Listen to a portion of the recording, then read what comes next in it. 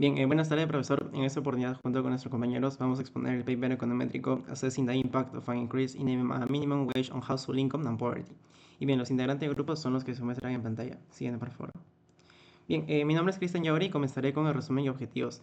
El caso de estudio se remonta a enero de 2019 en España, donde se da un incremento del más del 29% del salario mínimo, y esto nos iba a plantear la pregunta de cómo impacta un cambio de esta magnitud en los ingresos y en la pobreza. Y la respuesta es que depende, y depende de qué, de en qué parte de la distribución de los ingresos se encuentran las personas que reciben este salario. También depende de factores como las características del hogar o la calidad educativa. Y también se plantea la duda de si es viable abandonar el pensamiento tradicional. ¿Y este cuál es? Es de que el aumento del salario mínimo reduce el empleo y a la vez perjudica a los hogares.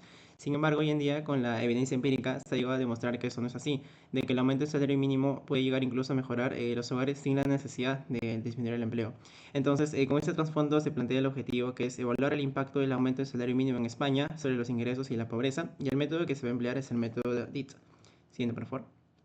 Bien, aquí está, hablemos del modelo econométrico que emplea el método de estimación, la cual es el DIT, que se refiere a las diferencias en diferencias. Y este de aquí emplea datos de corte transversal repetidos entre el 2018 y el 2019, lo cual hace una comparación entre el grupo tratado y el grupo control. Y bueno, el modelo que se plantea es el siguiente. Tenemos nuestra primera variable que es el Y, que representa el ingreso del hogar o alternativamente la probabilidad de pobreza. Luego el término treatment, que es la variable dummy, que toma el valor de 1 si es en el grupo tratado y el valor de 0 en caso contrario. Luego tenemos el year, que es la dummy temporal, que toma el valor de 1 si es un año posterior al efecto, caso contrario 0. Luego tenemos el treatment year, lo cual es la interacción clave del modelo, porque este de aquí mide el efecto causal haciendo la comparación entre el grupo tratado y el grupo control. Luego tenemos el x of t, que representa las variables de control del hogar, como las características demográficas o más características educativas, que permiten aislar otros factores que también afectan en los resultados. Luego está el término de error, que se refiere a los factores no observables que de alguna u otra manera afectan a nuestra variable dependiente. Siguiente, por favor. Soy Calderón Guillermo y voy a explicar acerca del modelo econométrico y los datos usados. El método que usa el paper es el método de diferencias en diferencias. La idea como tal es bastante simple. Consiste en comparar dos grupos, el grupo tratado, que es aquel que está siendo afectado por la política económica, y el grupo de control, que es aquel que no está siendo afectado. ¿Qué es lo que se hace? Bueno, es observar la evolución de ambos grupos antes y después de la subida, en este caso del paper que usa, del salario mínimo en el periodo del 2019.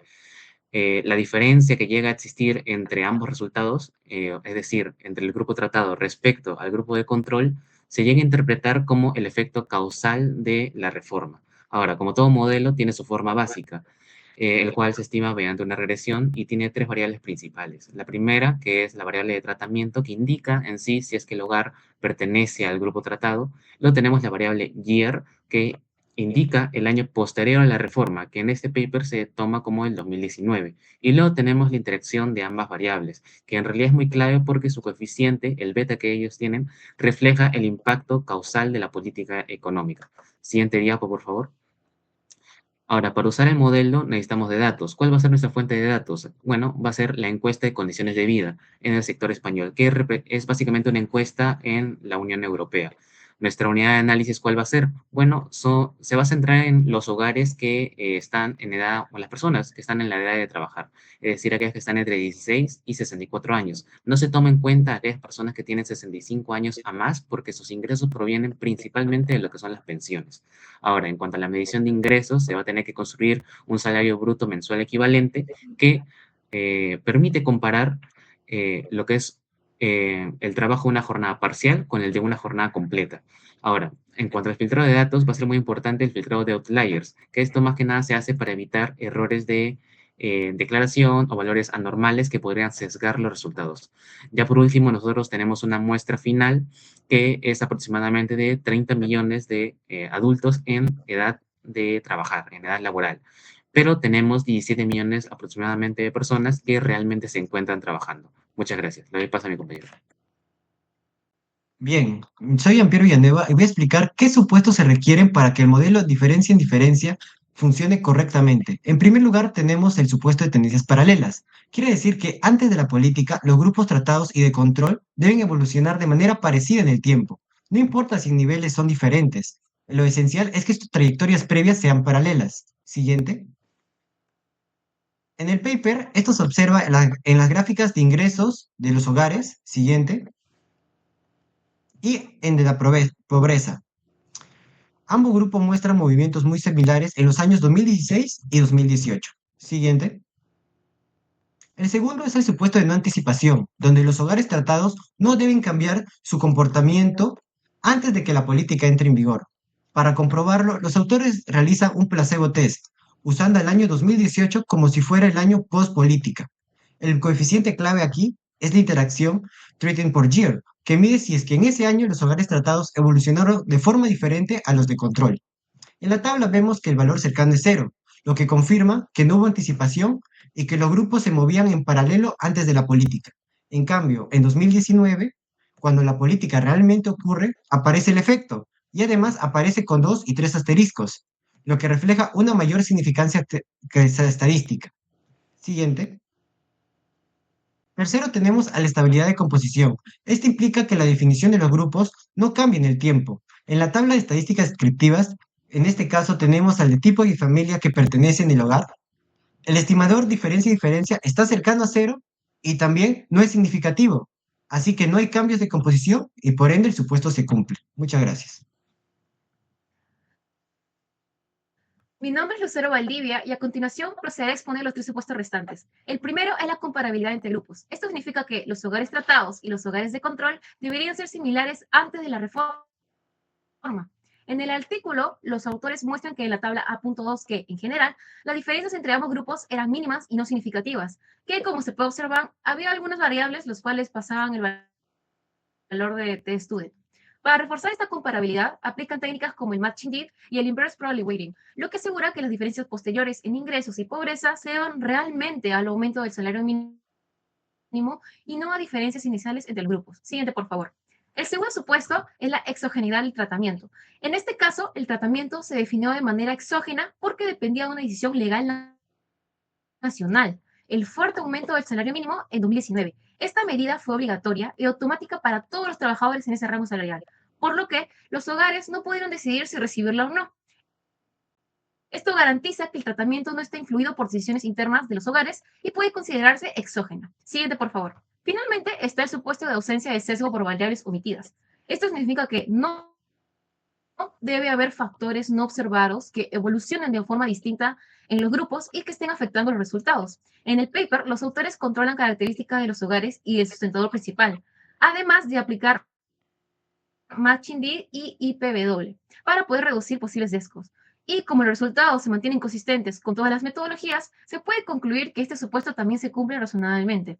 En conjunto, estos 6 supuestos están validados, lo que le da solidez a las respuestas del estudio. Gracias.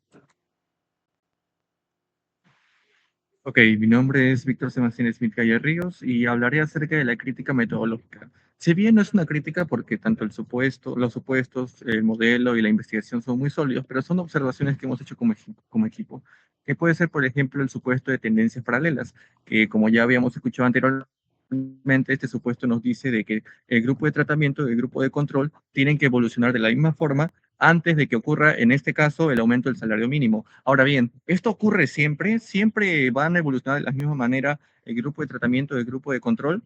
Pues no siempre ocurre así, porque, por ejemplo, tomando en consideración la investigación del paper, pueden haber, por ejemplo, efectos exógenos, por ejemplo, de la economía en general, por ejemplo, recesión, o efectos, por ejemplo, de migración laboral, que también puede afectar al grupo de tratamiento y al grupo de control. Pero, como había mencionado, el paper es muy sólido y utiliza aquí, como ya habíamos escuchado, el Propensity Score Matching, que lo que busca es de que tanto el grupo de tratamiento como el grupo de control sean seleccionados cuidadosamente con las mismas características para que puedan evolucionar de la misma manera.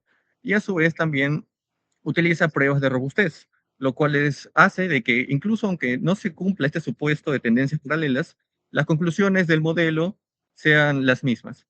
Y como otra observación que hemos hecho es acerca de la identificación del grupo de tratamiento y del grupo de control, que como habíamos visto es a partir de una encuesta, pero ahora bien, las personas no podrían o a veces no declaran correctamente su ingreso o si ganan salario mínimo, ¿no? Lo que podría sesgar un poquito el modelo.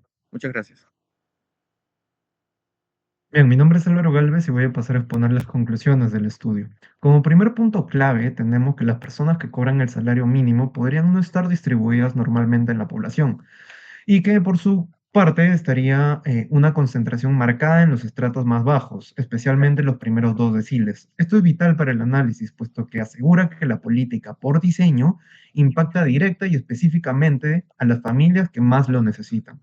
Como segundo punto importante tenemos que aumentar el salario mínimo resulta ser una política efectiva. Esto dado el análisis descriptivo de la operación. ¿Por qué? Porque para reducir la brecha de ingresos y lo más importante para reducir el riesgo, la política resulta mostrar resultados positivos de su parte. Finalmente, el tercer punto nos indica que la prueba numérica con el modelo econométrico, el aumento incrementó los ingresos de las familias más pobres en un 6% hasta un 8% más que el aumento que vio el resto de la población. Quiere decir que en promedio las familias más necesitadas se vieron beneficiadas por la implementación de la política. La diferencia es notable y lo corroboramos también con el segundo modelo, donde se evidencia que una reducción de la probabilidad de caer en la pobreza fue de hasta un 3%. Quiere decir que por ambos bandos obtuvimos resultados positivos al modelo. En resumen, el aumento del salario mínimo es una política de alta efectividad que realmente mejora los ingresos de los más vulnerables y reduce la posibilidad de caer en pobreza. Eso es todo mi parte. Muchas gracias.